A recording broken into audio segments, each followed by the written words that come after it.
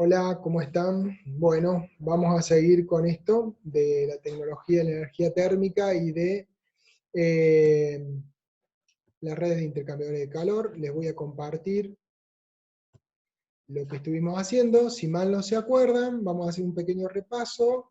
Identificamos inicialmente en el ejercicio, en el inicio de la clase, identificamos el loop.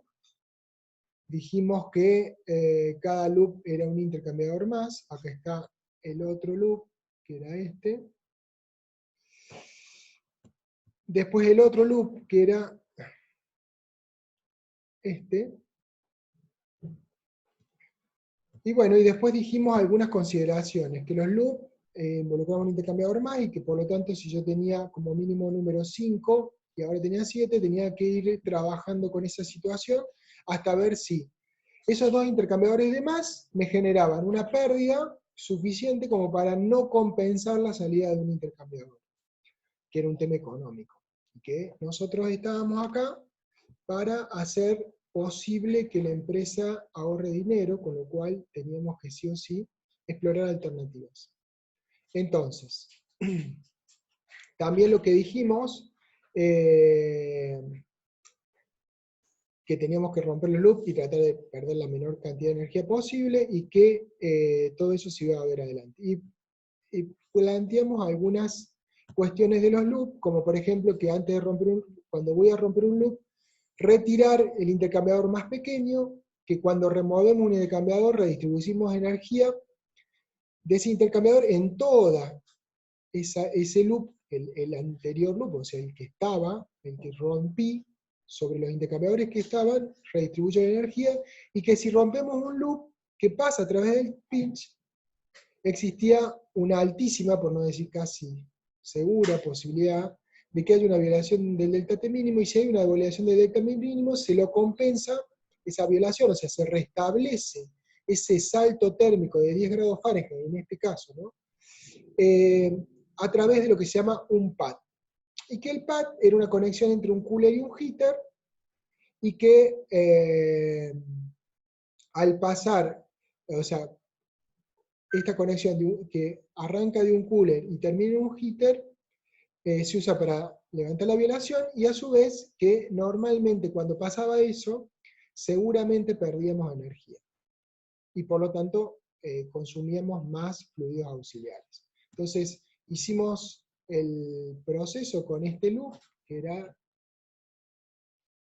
este, ¿sí? Le sacamos 20, le restamos y lo distribuimos en toda la red, acá, hasta acá. Solamente aquellos intercambiadores que participaban del loop, que este y este último, los que no participaban del loop, no los incluíamos, no los restábamos, los sumábamos. Y después tuvimos una violación del delta T mínimo. Para restablecer la violación tuvimos que ir a través de este pad, así, así y así.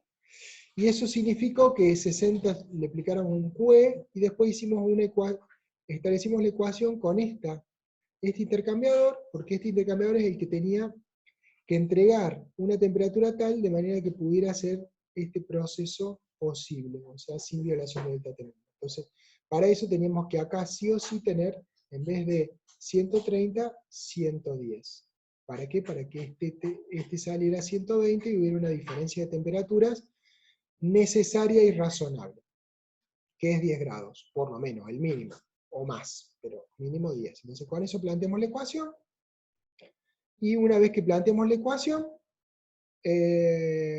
sacamos el QE, redistribuimos con el más menos, y nos quedó un Q de 10, un Q de 120 acá, un Q de 60, y acá nos quedó 120, acá nos quedó 130. Cuando hicimos los cálculos nos quedó que estaba todo bien y pudimos romper el loop.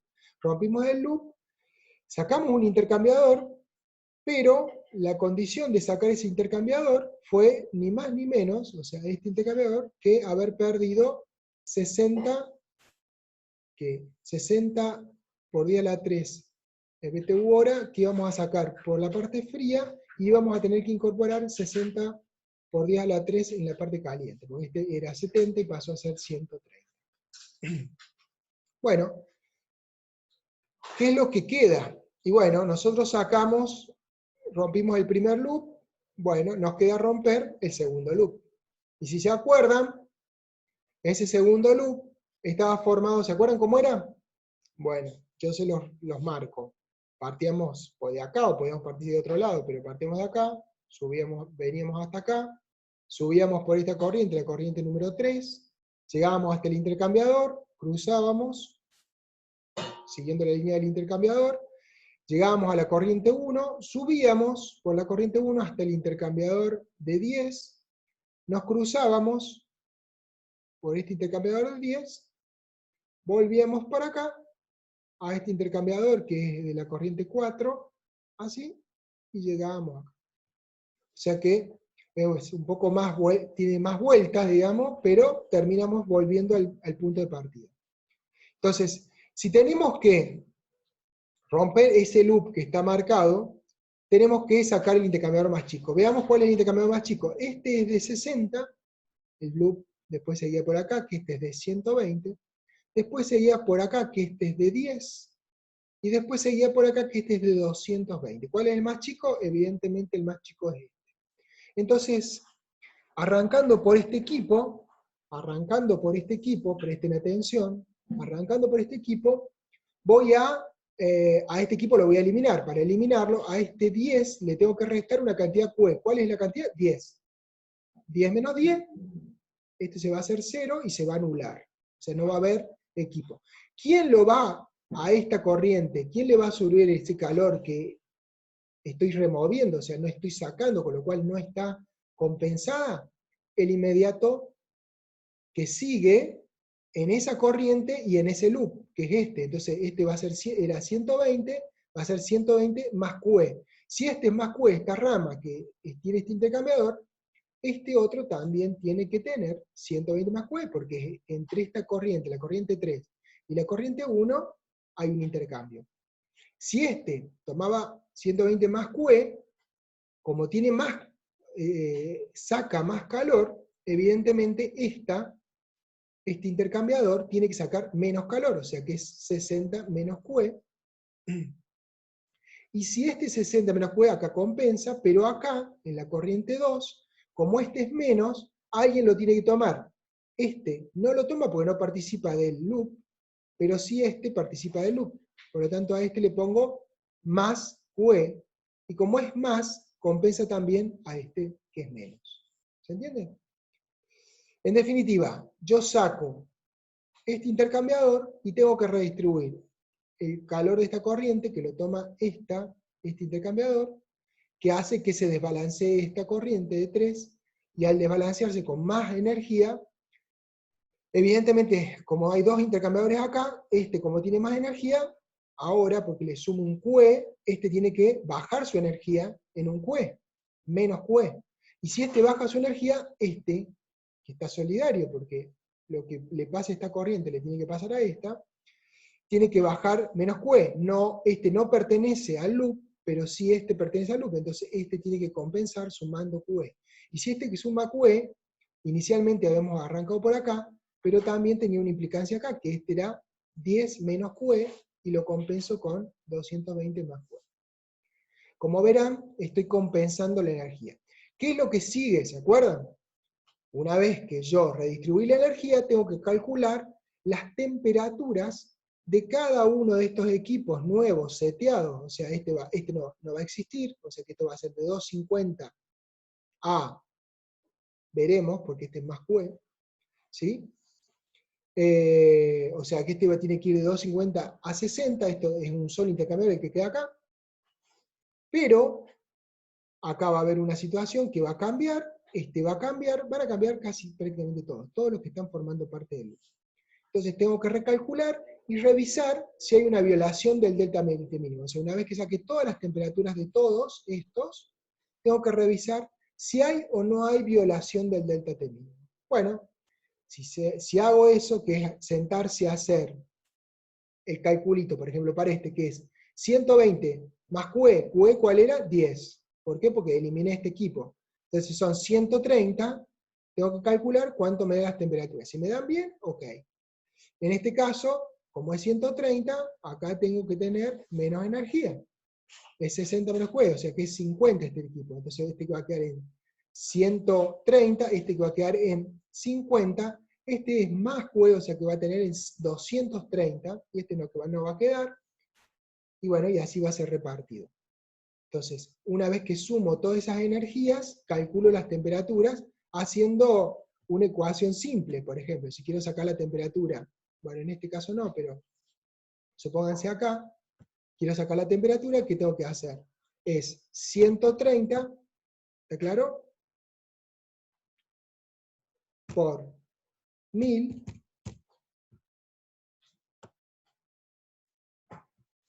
Estoy hablando de este equipo, ¿no? De este equipo.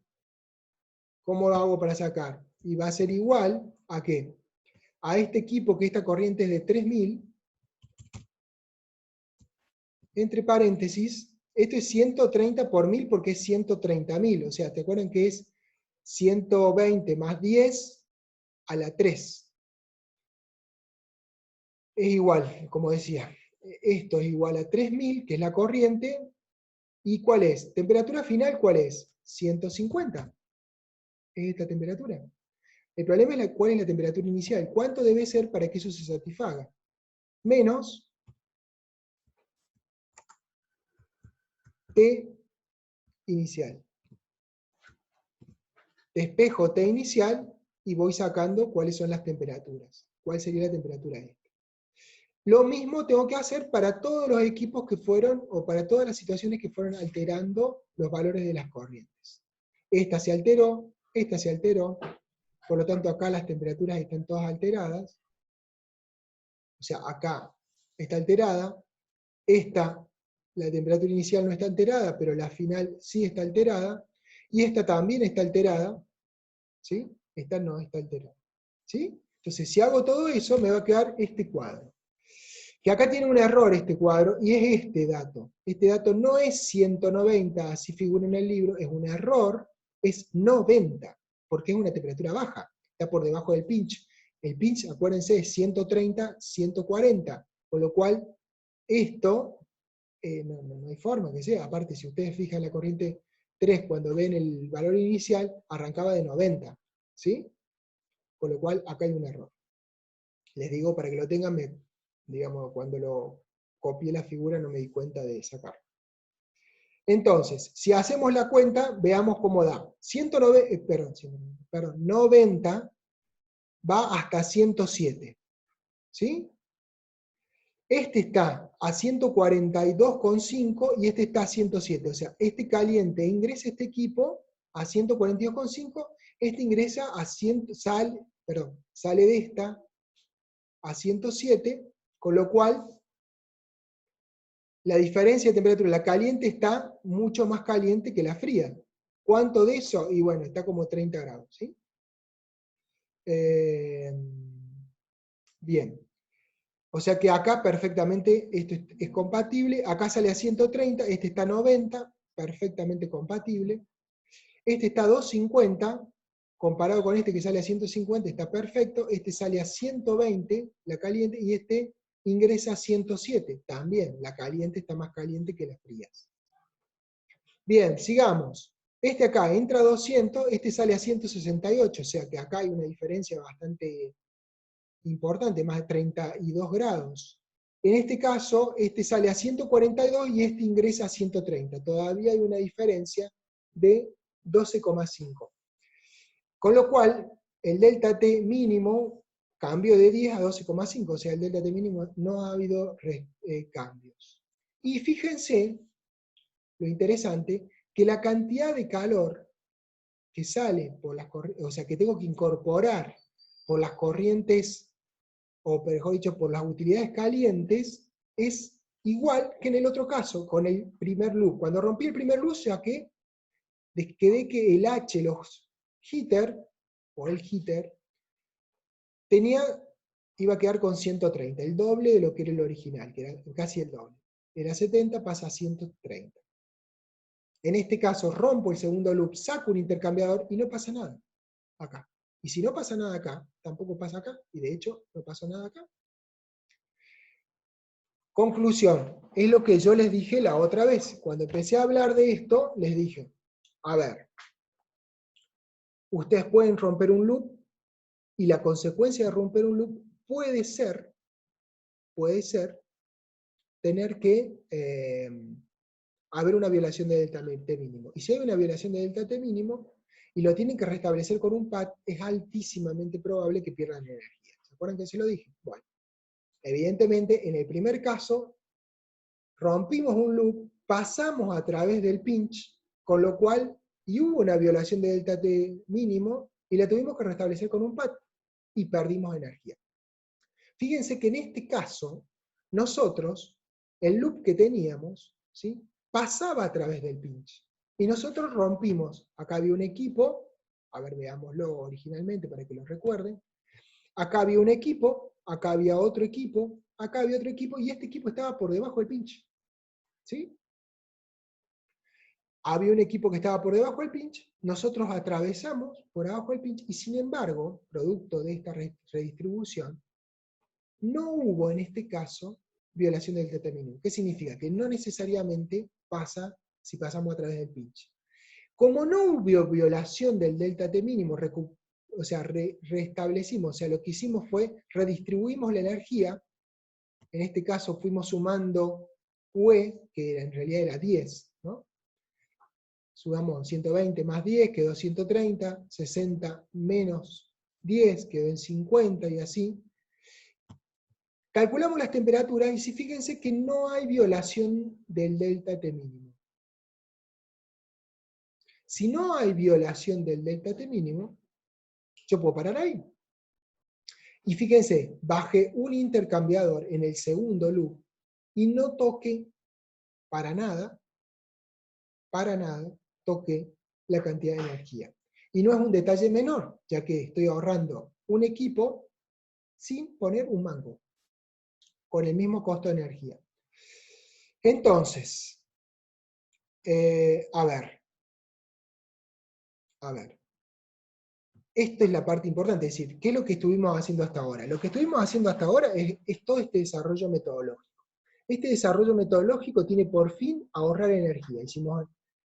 Acuérdense, hicimos el diagrama de cascada, el diagrama de entalpía versus temperatura, verificamos en esos casos que el pinch, la cantidad de energía que tenemos que agregar por arriba del pinch, por abajo del pinch, la tenemos definida, dijimos que esa cantidad de energía por arriba y por debajo del pinch era la mínima cantidad que podía poner. Después llegamos a un diseño en el cual teníamos la mínima cantidad de energía. Con ese diseño teníamos 7 intercambiadores, dijimos que lo mínimo es tener 5, que puede o no, si ponemos la mínima cantidad, poder no perder esa energía mínima, sino tener otra energía. En este caso nosotros tenemos ahora 5 intercambiadores, ¿sí? Y con 130 y 120, ¿sí? 130 por el heater, agregando, y 120 retirando, ¿sí? Es más energía y es menos intercambiadores de calor, ¿sí? Bueno, ¿se entiende? Esperemos que sí, que lo hayan entendido. La mejor forma para para que esto lo puedan entender realmente cabalmente y no con mi explicación, porque realmente mi explicación es muy simple, y este ejercicio está hermoso para explicar, cualquiera puede hacer una explicación medianamente razonable con esto. El tema es que una cosa es escuchar y otra cosa es hacer. Y yo les recomiendo que hagan. Yo ya les subí un par de ejercicios, les recomiendo que los hagan, pueden seguir, a partir de lo que ya hicimos, pueden seguir haciendo más. Si hacen más, sería bueno haciéndolo completo el ejercicio, digo, ¿no? Si lo hacen completo, bueno, van a tener 2 ejercicios. Y después yo les voy a subir, a continuación de este video, les voy a subir ejercicios resueltos. Ejercicios algunos que son muy simples, que tienen variantes, por ejemplo, bueno, después ya lo vamos a ver, y ejercicios que son más complicados todavía, para que tengamos un poquito, para que les cueste. Y la idea es que los traten de hacer sin mirar. ¿Para qué? Para que una vez que gasten el tiempo suficiente intentándolo hacer, y a lo mejor no siendo satisfactoria la situación, bueno, puedan verlo y aprender. De lo contrario, no van a aprender si los miran antes. No van a aprender. Vamos a ver unas cosas más y después vamos a volver sobre el tema este de los loops. ¿Cuáles son las cosas más que quiero hacer rescatar? ¿Se acuerdan cuando dijimos acá que cuando yo tenía por arriba del pinch, acá estamos por arriba del pinch, y yo tenía una combinación de corriente de este tipo, dijimos que siempre, yo tenía que, las corrientes frías tenían que ser menor o igual, por arriba del pinch, que las corrientes calientes. Perdón, al revés. Las corrientes calientes deberían ser menor o igual que las corrientes frías, ¿sí? Por arriba. Por debajo era totalmente lo contrario. Entonces, en este caso, 1000 y 3000, y yo tengo 5000. ¿Qué pasa acá? Yo puedo combinar entonces la de 3000 con la de 5000 y listo. Pero ¿qué problema hay acá? Y acá el problema es complejo. ¿Por qué es complejo el problema? Porque si yo uso esta corriente de arranque para satisfacer esta corriente, ¿qué va a pasar? Esta corriente no va a poder ser satisfecha en el punto cercano al pinch, porque ya lo gasté a esta temperatura que tenía.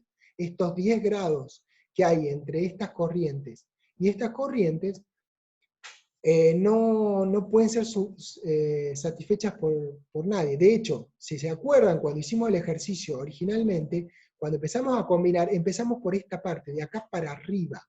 Es decir, que empezamos a combinar acá, en esta zona.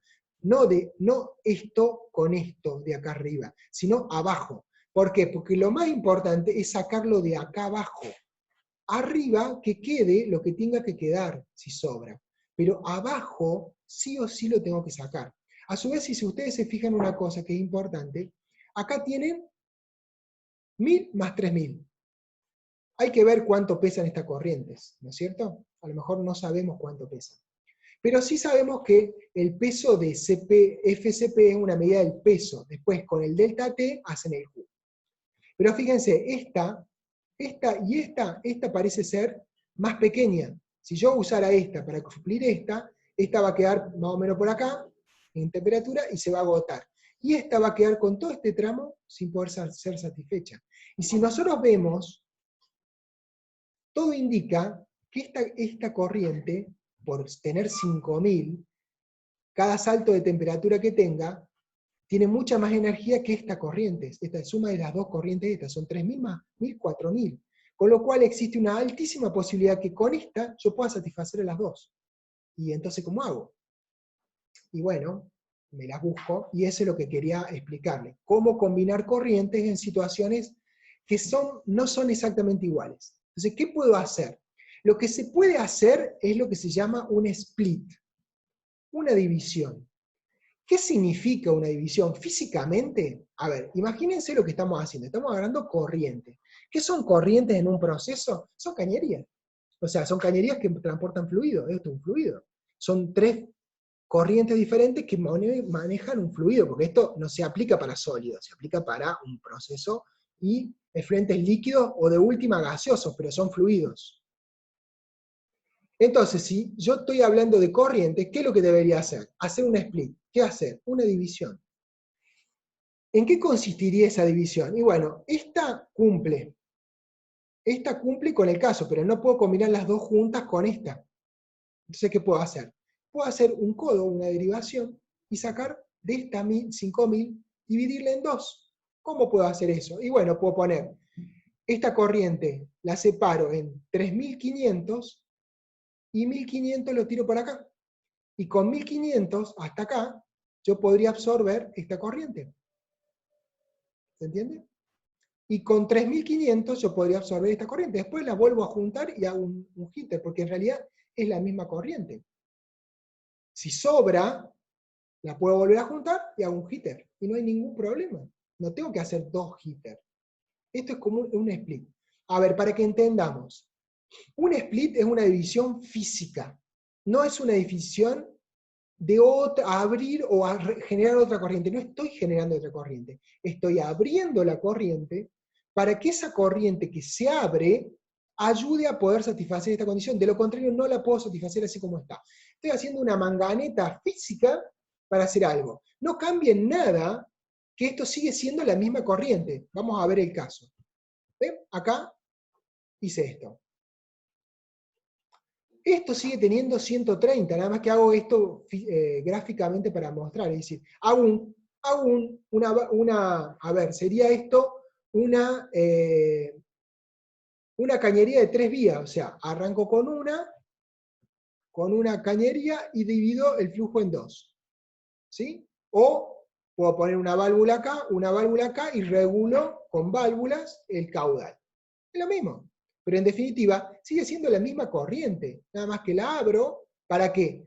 Para trabajar desde el arranque, o sea, desde esta parte de temperatura, con las dos, como si fueran 2 corrientes. Pero en realidad es la misma. Nada más que a esta separo un poco del fluido y lo mando por acá, digamos por un caño paralelo, para que pueda combinarse con este, y separo un poco este fluido con respecto a este.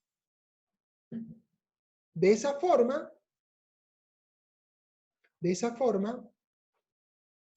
puedo combinar las dos en este punto, que es el difícil, es decir, es cerrar. Y si sobra energía, va a sobrar en esta zona, que en este caso no debería sobrar, pero porque si esto tiene el pinch acá, acá se satura de energía. O sea, normalmente si yo estoy con el pinch acá, le va a faltar energía. Entonces, de acá voy creciendo, satisfago estas 2 corrientes y lo que me queda es un heater. No puede quedar un cooler acá. Acuérdense lo que dijimos.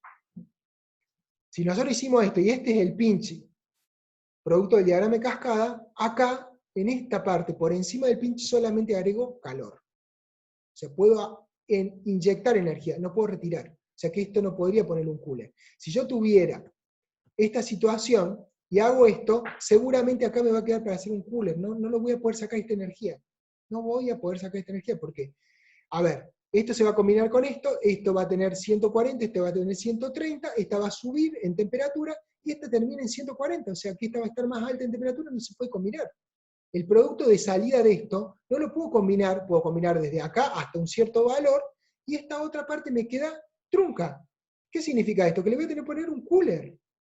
Y un cooler por encima del pinch, dijimos, es una animalada. Porque para eso hicimos los intervalos, combinamos los intervalos, entonces físicamente es un error físico hacer eso. Es decir, no nos va a generar la red ideal, la de mayor eficiencia no nos va a generar, y no solo que no nos va a generar la red más eficiente, sino que va a ser técnicamente tonto hacer eso, porque voy a tener que poner no solo un cooler acá, sino también un heater acá, porque esa energía no la aproveché, con lo cual la tengo que sacar, y le sobra, le falta, perdón. Así que es muy probable que tenga que poner un heater porque a le va a faltar sí o sí, y más si le saco un pedazo de esto. ¿Se entiende el concepto? Yo sé que es un poco complicado, pero a ver, repasemos, para que lo entendamos bien.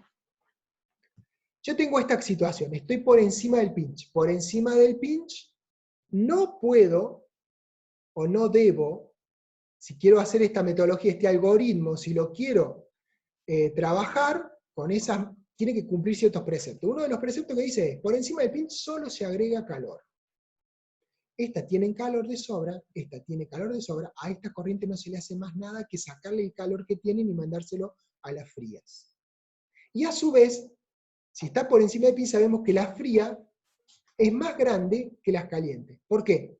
Porque acá falta energía. ¿Y dónde falta? En la fría, no va a faltar en las calientes. Entonces, yo tengo esta situación. Evidentemente yo, si estoy por encima del pinch, sé que con esta fría me alcanza para estas dos. Me tiene que alcanzar. ¿Por qué? Porque precisamente estoy por encima del pinch. Y si estoy por encima del pinch, falta energía. O sea, acá falta un heater. Sí o sí. Por eso tengo un pinch, si no, no tendría pinch. Entonces, tengo que alimentar estas dos, y las tengo que saturar las dos. Pero ¿cómo hago si parto las dos de acá? Una vez que ponga este intercambiador, ya no puedo a esta parte suplirla, porque este intercambiador va a hacer que la temperatura de entrada suba, porque va a pasar por el intercambiador y va a salir a una temperatura X, no sé cuánto es, pero va a ser una temperatura mayor. Si es una temperatura mayor, evidentemente, esta tiene un recorrido mucho más largo, desde la entrada más largo, pero también en la salida, que esta que está saliendo y tiene que combinarse con esta. Entonces, ¿qué va a pasar? Va a saturarla hasta por acá, más o menos, digamos, por decir algo, y después no la va a poder saturar. No va a haber forma. Entonces va a quedar acá una parte de esta corriente que no va a poder ser satisfecha. Con lo cual no estoy cumpliendo el precepto de que sí puedo combinar. Que sí puedo combinar. Entonces, ya estoy haciendo macana. Porque ¿qué va a pasar? Voy a tener que poner un cooler acá, porque no alcanza. Y acá, sabemos que acá le va a faltar también, porque tiene un peso muy grande. Entonces vamos a tener que poner un heater, o sea, vamos a tener que poner, dijimos, vamos a tener que violar esta relación de que por encima del pinch solamente ingresa energía, va a ingresar y va a salir. Y eso sabemos que es solamente pérdida energética, porque no sirve para nada. A su vez, si yo esta parte no la puedo satisfacer, evidentemente esta va a quedar menos satisfecha, con lo cual el heater va a ser más grande, y voy a tener un cooler también, o sea que voy a perder por los dos lados. Para evitar esto, lo que puedo hacer es una desviación de la corriente, o sea, una división, una partición, un split, como dicen los ingleses, y dividir la corriente como si fuera un simple caño en Y. Un caño en Y, o sea, viene por un lado y se divide en dos. Puedo ponerle válvulas a ambos lados, pero es lo mismo, digamos. Divido en dos, puedo poner válvulas para regular caudal, está bien, de hecho lo voy a tener que hacer. Y puedo regular el caudal, ¿para qué? Para que siga siendo superior a esta corriente, y esta siga siendo superior a esta, total a estas dos le va a sobrar energía, y puedan satisfacer perfectamente esta y esta corriente. Al satisfacer lo que sobre de energía, se pone un heater y allá vamos. ¿Se entiende como concepto? Sé que puede llegar a ser complicado. Así que van a tener que, si no lo entienden, van a tener que rebobinar el video varias veces y bueno, y tratar de entenderlo. Bueno, sigamos. Fíjense este otro caso, ¿sí? Acá tengo 2000 más 3000 y acá tengo 4000. ¿Y qué hago con esto? ¿Qué puedo hacer? Sabemos que estos dos corrientes son más chicas que esta. Bueno, hago exactamente lo mismo. Divido esta corriente y la hago más pequeña para que, por ejemplo, si a este yo lo pongo en 1500 y 2500, ¿sí? Son 4000. Si yo lo divido, puedo este de 2000 con el de 1500 y este de 3000 con el de 2000, perdón, este de 2000 con el de 1500 y este de 3000 con el de 2500, ¿sí? ¿Qué es lo que voy a hacer? Así. ¿Sí? O bueno, 3000 y 1000, lo mismo. ¿Sí? Perdón, me equivoqué de filmín. Ahí está. ¿Sí?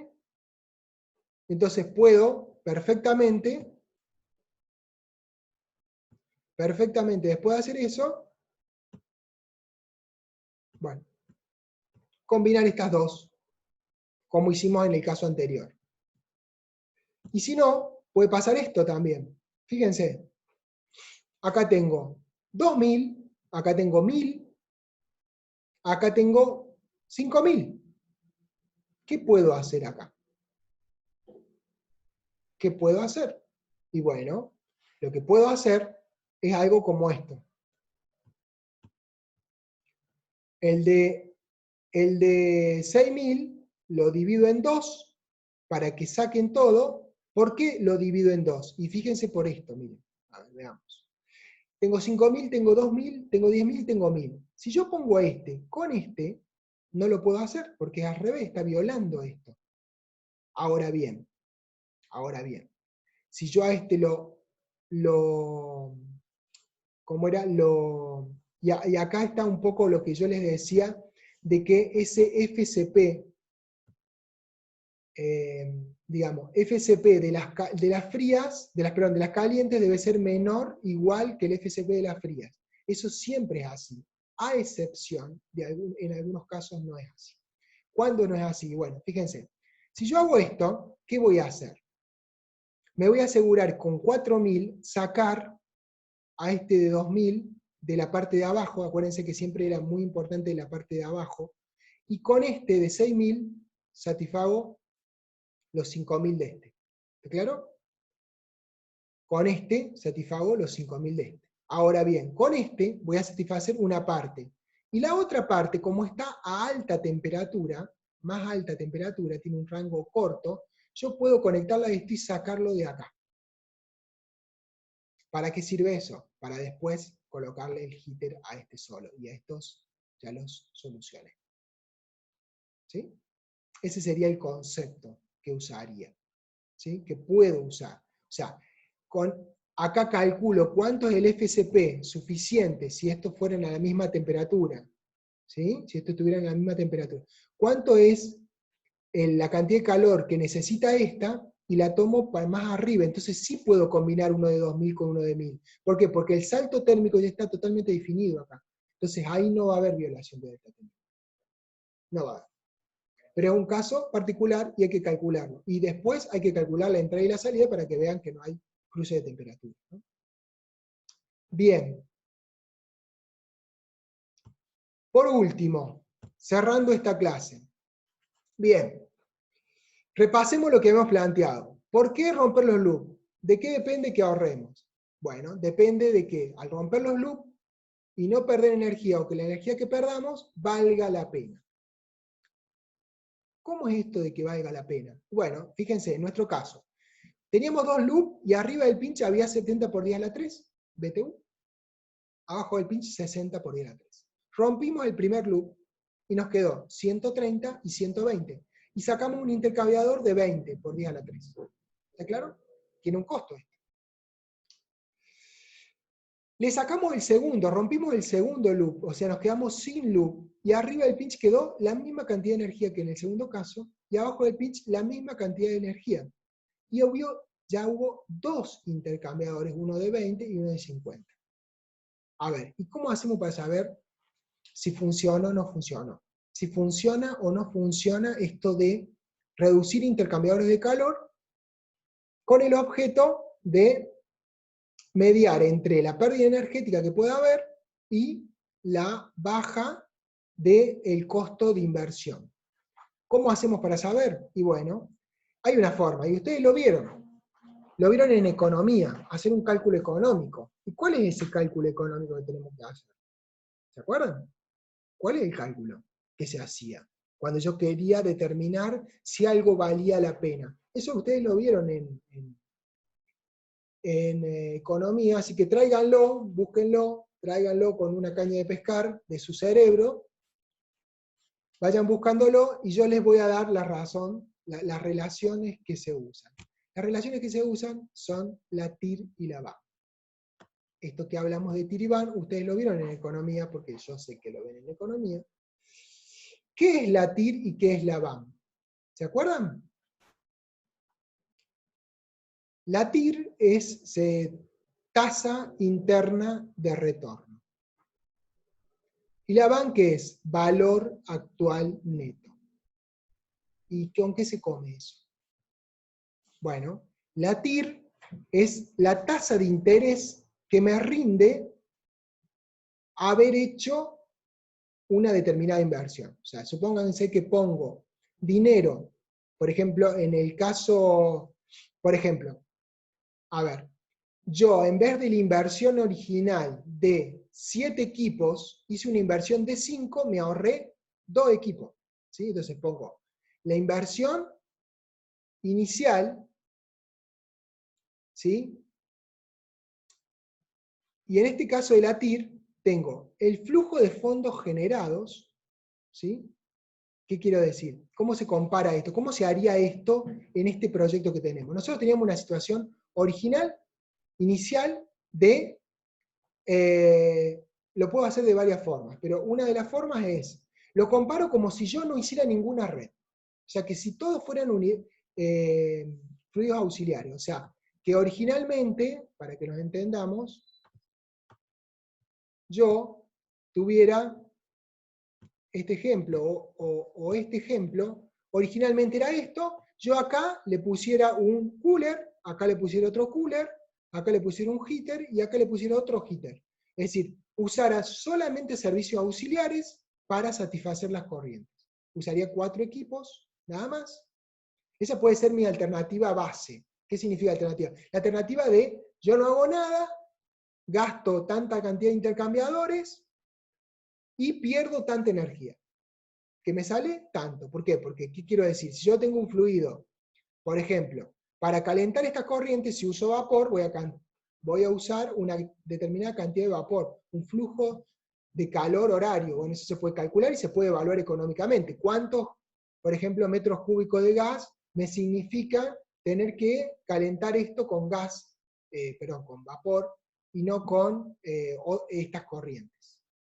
Lo mismo de esta cosa, de esta parte, si yo usé torre de enfriamiento, tengo un costo de energía eléctrica, más el costo de bombeo, más el costo de la reparación la reposición, perdón, del agua, más el costo de la purga del agua de la torre, más el costo de la amortización, en este caso, porque es una inversión, tengo que comprar las torres para alimentar esto. Eso tiene un dinero. Bueno, si yo calculo el costo que significa esto, versus que tengo solamente 4 intercambiadores. Entonces saco un flujo de fondo, esto puede decir que yo gasto, póngale, $2 millones por año. ¿Sí? Versus, a ver, veamos, la situación, a ver, veamos acá, la situación inicial, la red más eficiente, perdón, a ver, veamos dónde está.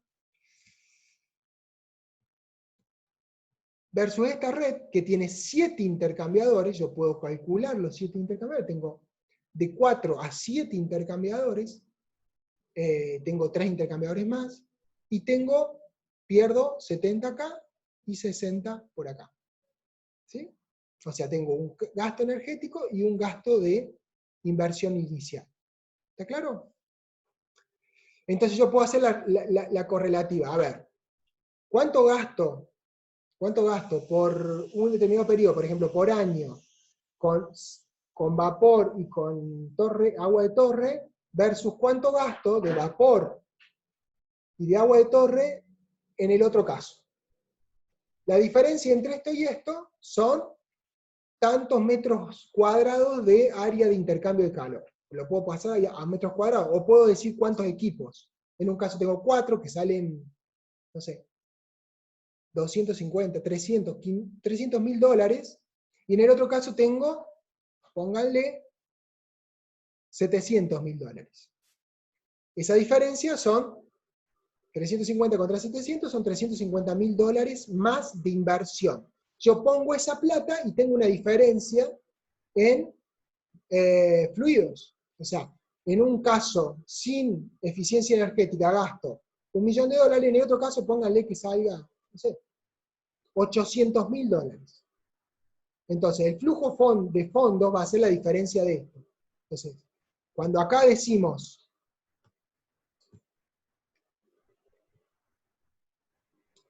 flujo de fondos, ¿sí? Es el flujo de fondo inicial, o sea, la plata que puse inicial, menos los flujos de fondos o sea, yo al inicio pongo dinero. Y en un periodo, o sea, supónganse que lo hacemos en base anual, y ese interés es anual, por ejemplo, en los primeros 6 meses pongo la guita para poner los equipos. Póngale, en el primer año pongo la guita y pongo los equipos. No arranco la planta.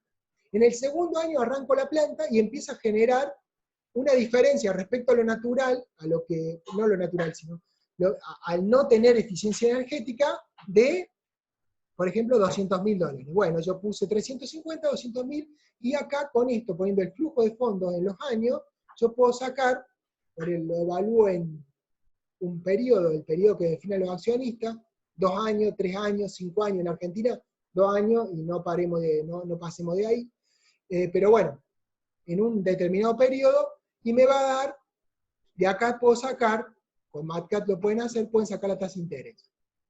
¿Y cómo se evalúa el proyecto si va o no va? Y bueno, si la tasa de interés que rinde ese proyecto es superior a la tasa de interés de corte, que se llama, o sea, o la tasa de interés que coloca el banco, o sea, o para comprar un crédito, o la que fijan los accionistas, dicen los accionistas, bueno, en esta condición yo quiero una tasa de interés para un proyecto de 70% anual. Bueno, si no les da 70, el proyecto no funciona. Si les da 70 o más, el proyecto sigue adelante. ¿Está claro? Eso es tasa interna de retorno, una tasa de interés que les rinde el dinero puesto por el accionista, en una cantidad de plazos. O sea, si acá lo pongo anual y a lo mejor acá digo a 3 años, a ver, ¿cuál va a ser la tasa de interés media que voy a tener? Bueno, el primer año no trabaja, el segundo y el tercer año trabajan y ahorran, y después de ahí voy ganando dinero. Pero yo lo quiero ver en 3 años. Ok, lo ves en 3 años, sacás la tasa de interés, y si la tasa de interés te conviene, seguís adelante. Eso por un lado, tasa interna de retorno. El otro concepto es valor actual neto, que es un concepto bastante interesante. Supongo que se lo han explicado, pero a ver, vamos a hacer cuenta de que no se lo explicaron. Porque yo sé que cuando ven economía, por ahí están pensando que ¿para qué me sirve esto? Y en realidad, a ver, señores, ustedes son ingenieros, y los ingenieros, aunque ustedes no lo crean, necesitan de la economía. Y necesitan saber presentarle a contadores las cosas económicas y entender lo que le están diciendo. Es muy patético ver gerentes, que yo los he visto, de empresas muy grandes que no tengan ni más mínima idea de lo que es una tira y una va. Y que los contadores, riéndose, le expliquen qué es. No tienen ni idea, pintado al óleo. Entonces, para que a ustedes no les pase eso, al menos de esta materia, les va a dar una aplicación directa de lo que es TIR y BAM. En este caso, BAM es valor actual neto. ¿Qué significa? A ver, si yo pongo la plata hoy, ¿sí? Y el proyecto dura, o sea, por ejemplo, en 3 años, ¿cuándo sería el flujo de fondos traído a hoy? ¿Qué significa esto? Significa que yo a lo mejor el primer año no recibo fondos, no me genera nada ese proyecto, el segundo año empieza a generar. Si me empieza a generar dinero el segundo año, ese dinero, pues supongo que sean, como habíamos hecho la cuenta, más o menos $200.000. Esos $200.000 no son $200.000 de hoy, son $200.000 de dentro de un año, en todo el periodo del año. Con lo cual, ese dinero no es exactamente $200.000. Va a ser $200.000, pero tenemos una inflación. Con lo cual, no van a ser exactamente $200.000. Entonces, lo que hace la BAN es traer al mismo momento en que se hizo la inversión el flujo de fondos. Por eso se llama valor actual neto. ¿Qué significa? ¿Cuál es el valor neto de esa inversión? Es decir, ¿cuál es el valor neto si hoy pusiera la plata y ese dinero lo traigo al mismo periodo, a hoy? Es un concepto interesante, por ahí cuesta. Si tienen alguna duda respecto a eso, pueden googlearlo. Valor actual neto y tasa interna de retorno. Es muy fácil de conseguir información bibliográfica, la que quieran, porque es algo súper usado. Y les pido, y les digo realmente, que la tengan en cuenta, porque ustedes si van a manejar gente, y si van a tener posiciones directivas, van, TIR, a ver, no pueden esquivarle. No le van a poder esquivar. ¿Por qué? Porque precisamente ustedes están en una organización con fines de lucro, con lo cual el lucro es importante. Bueno, yendo a esto, si se fijan en la fórmula, dice IO. ¿Qué es? Inversión inicial. O sea, ¿se acuerdan como dijimos en el ejercicio? Dijimos, en el caso este hipotético, digamos, salían $350.000, dije, contra $700.000 la inversión. ¿Sí? El delta de inversión lo puedo poner acá, $350.000 sería. Y acá, la sumatoria son los flujos de fondos anuales que me generan la diferencia entre las dos alternativas. La que salió $1 millón y esta ahora te dijimos sale 800.000. O sea, el flujo de, o el gasto de utilidades, en el caso de no combinar ninguna corriente, era 1 millón, dijimos, versus el otro caso que eran 800.000. Esa diferencia son 200.000. Entonces, acá, por cada año pongo 200, acá pongo la tasa de interés esperada por los accionistas. Al contrario de acá, y sacar cuál es la tasa de interés que va a dar el proyecto y compararla con la de los accionistas, acá pongo la tasa de interés a la cual se financia el proyecto, que es la plata que, o sea, la que están dispuestos de poner los accionistas. ¿Ya? Cuando hago eso, lo pongo en todos los años, hago una sumatoria, pueden, vuelvo a decir, buscar ejemplos en Google. Hay de sobra ejemplos en Google. Lo pueden buscar, de hecho les pido que lo busquen. Y también en los ejercicios que yo les paso, va a haber TIR. ¿Sí? Y va a estar hecho el análisis de TIR y BAM. Así que también lo pueden ver de ahí. Bien. Valor actual neto, una vez que yo hago esa ecuación, me da un número. A ver, si la BAM es igual a 0, si la BAM es igual a 0, significa que el proyecto va a rendir la tasa de interés que quiere el accionista y va a estar equilibrado en esa tasa. Si la BAM da un valor positivo, o sea, mayor de 0, significa que va a dar eso y más. Si da un valor negativo, significa que no va a llegar a esa tasa de corte. Con lo cual, el proyecto está rechazado. ¿Está claro? Ese es el criterio que se usa. Ahora, si dos proyectos tienen BAM positiva, ¿cuál elijo? El que tenga BAM mayor. Si dos proyectos tienen BAM positiva, ¿cuál elijo? El que tenga BAM mayor. El valor neto, o sea, el valor no neto, el valor de mayor valor. Si tiene un valor negativo y un valor positivo, el positivo. Si tienen 0 y un valor positivo, el positivo. Si tienen entre dos positivos, el mayor valor. Si dos proyectos tienen TIR positiva, ¿cuál elijo? La que tenga TIR mayor. O sea, si tengo dos proyectos y uno tiene una tasa, por ejemplo, les da una tasa de 60% por año y otra tasa tiene 58% por año, bueno, voy a elegir la de 60. Porque rinde más. Simple. Es más fácil de ver la TIR. Ahora, pregunta, y esto lo deberían haber visto en economía también. Si tengo dos proyectos y uno tiene mejor TIR que otro, pero el otro, o sea, uno y otro, uno tiene mejor TIR, pero este tiene peor TIR, aunque tiene una TIR aceptable, tiene peor TIR, pero tiene mayor BAM. ¿Cuál elijo que este? ¿Cuál elijo? ¿Se ubican? O sea, tengo dos proyectos, de los dos proyectos, si comparo este proyecto con este, este tiene mayor TIR que este, o sea, está superior, debería elegir este. Pero, si yo comparo BAM, este tiene mayor BAM que este. ¿Cuál elijo?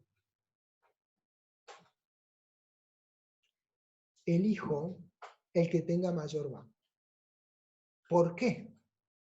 Bien, porque al ser un valor actual neto, yo traigo al mismo punto de comparación. ¿Qué pasa con la TIR?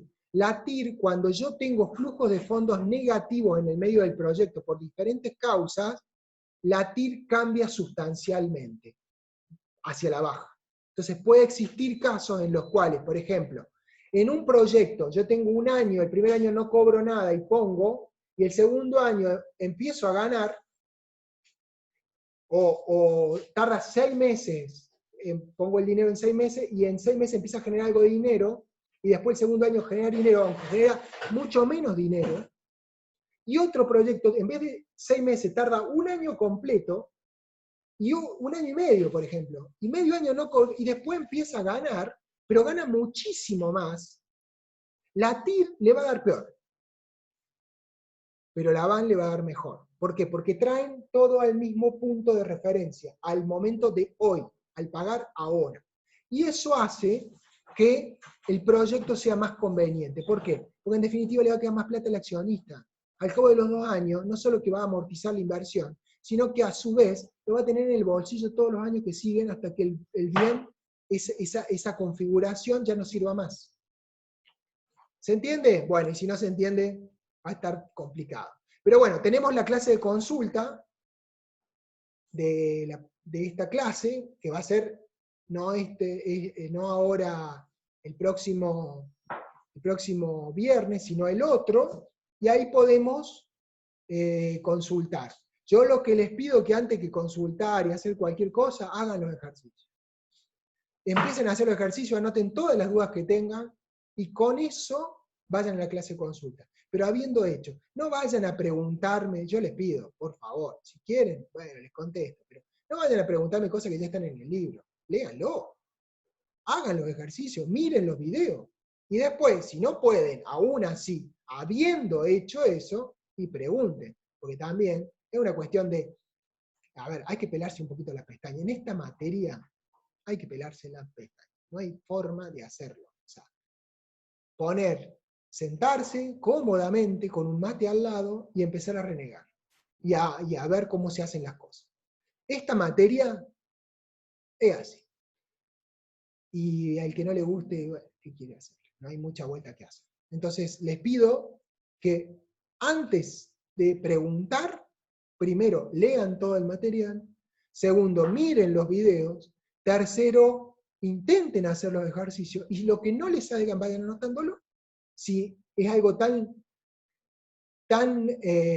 contundente que no pueden seguir, bueno, paren ahí y esperen a la consulta. Yo tengo también, si alguno tiene el mail, que ya se los pasó la ingeniera y que estaba en la presentación inicial, así que está mi mail y el mail de la ingeniera Brenda, le pueden consultar a ella. En principio de redes deberían consultarme a mí, que soy el que lleva el tema, y es mejor que tengan la opinión de la misma fuente, digamos, que les dio el tema. No tengo problema que le pregunten a la ingeniera Brenda si se sienten un poco más cómodos con ella, no hay ningún problema, no tengo ningún problema. Lo mismo para el caso de otros temas. Normalmente siempre es mejor que le responda quien les dio el tema, porque sabe a dónde apunta cada cosa que dijo.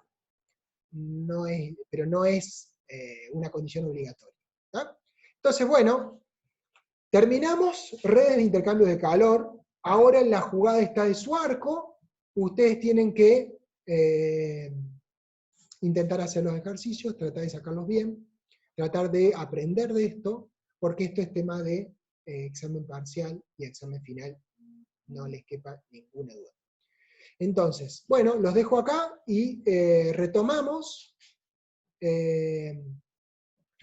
la próxima clase con otro tema, y bueno, y así seguiremos. Bueno, seguiremos de esta forma. Bueno, así que, listo entonces, nos vemos la próxima. Hasta luego.